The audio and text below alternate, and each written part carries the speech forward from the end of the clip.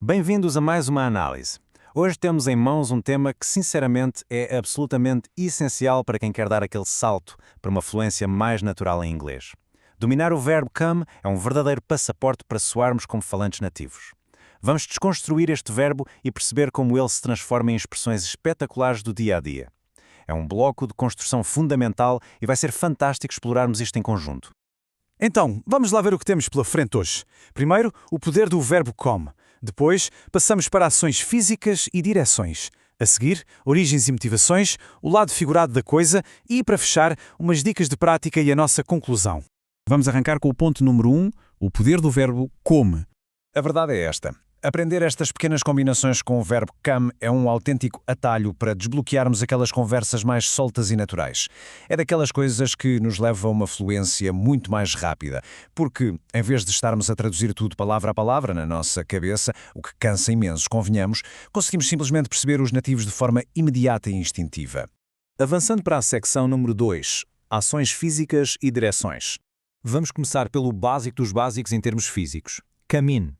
A definição literal é simplesmente entrar. Sabe quando queremos convidar alguém a passar para o interior de um espaço, tipo a nossa sala, a casa ou o escritório? É exatamente para isso que serve. É mesmo o ponto de partida perfeito. E como é que isto soa na prática? Temos aqui dois exemplos super comuns. O primeiro, come in, please, ou seja, entrem por favor. E o segundo, she came in quietly. Ela entrou silenciosamente. Sugiro mesmo que repitam estas frases em voz alta aí desse lado. Ajuda imenso a fixar. Vá lá. Come in, please.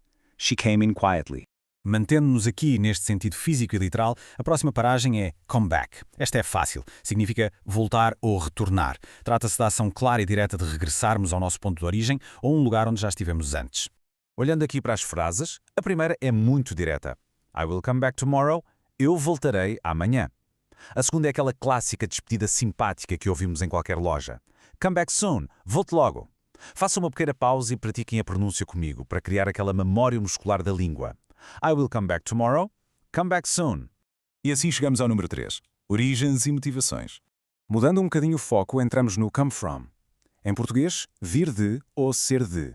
Basicamente, é a expressão que nos liga às nossas raízes, à nossa cidade ou ao nosso país.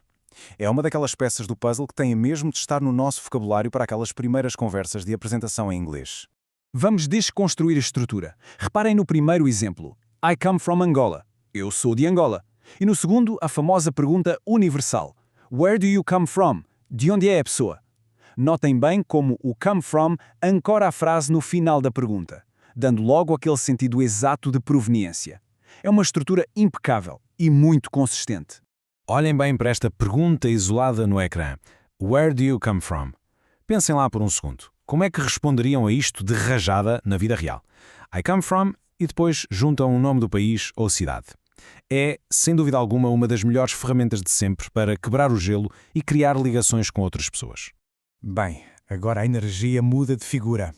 A expressão come on significa vamos ou anda. Usa-se a toda a hora no dia-a-dia para incentivar, apressar ou encorajar. E o grande segredo aqui, meus caros, é a emoção. É o tom de voz que dita literalmente o significado daquilo que estamos a dizer. Vejamos isto com a urgência e a energia certas. Se estivermos com pressa, come on, we're late. Vamos, estamos atrasados. Mas se for num tom de motivação pura, dizemos come on, you can do it. Vamos, é possível, tu consegues. A frase é a mesma, mas a intenção vocal faz com que salte do desespero do relógio para um apoio incondicional.